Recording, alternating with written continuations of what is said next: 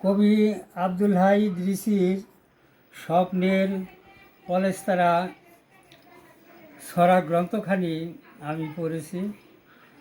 ইতিপূর্বে আমি বিভিন্ন জনের ছড়া, টুকরো টুকরো ছড়া এবং ছড়া গ্রন্থ বেশ কিছু পড়েছি, কিন্তু কবি আব্দুল হাই ইদ্রিসির এই স্বপ্নের পলেস্তারা গ্রন্থখানা আমার এতটাই ভালো লেগেছে, মনে হলো যেটা এই ছড়াগুলি আমার মায়ের হাতের তৈরি পিঠে খাচ্ছি, এরকম মানে যে একদম স্বাদের মনে হলো।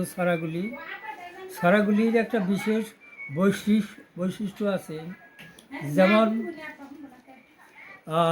যেমন ছড়া অনেকেই লেখেন বর্তমানে, অনেক কবি কবিতার সাথে ছড়া লিখছেন।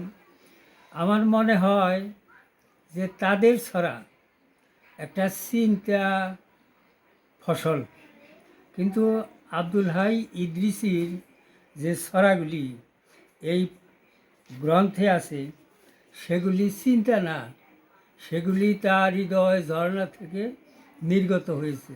তার ব্যক্তিগত জীবনের অভিজ্ঞতা, সমাজকে তিনি যেভাবে দেখেছেন, বুঝেছেন, সেই সব জিনিস ঠিক আমাদের সমাজে যে সমস্ত অন্যায় অনাচার, সংঘাত, অপসংস্কৃতি দেখা যায়, এইটাই তিনি তার নিজের ভাষায় কাব্যময় করে তুলেছেন।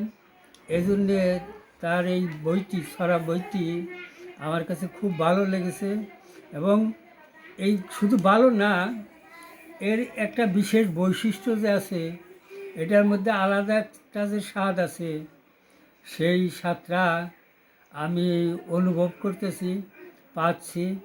এবং আব্দুল হাই ইদ্রিসকে আমি মনে করি যে ভবিষ্যতে এই গ্রন্থের পরে যে ছড়া লিখবেন এর চেয়ে আরও উন্নত হবে এবং সবারই ভালো লাগে। এই ছড়া গ্রন্থটি সবার টেবিলে, সবার শোকেজে থাকলে সেই পরিবেশে একটু উন্নত সংস্কৃতির পরিচয় পাওয়া যাবে, এটা আমার বিশ্বাস।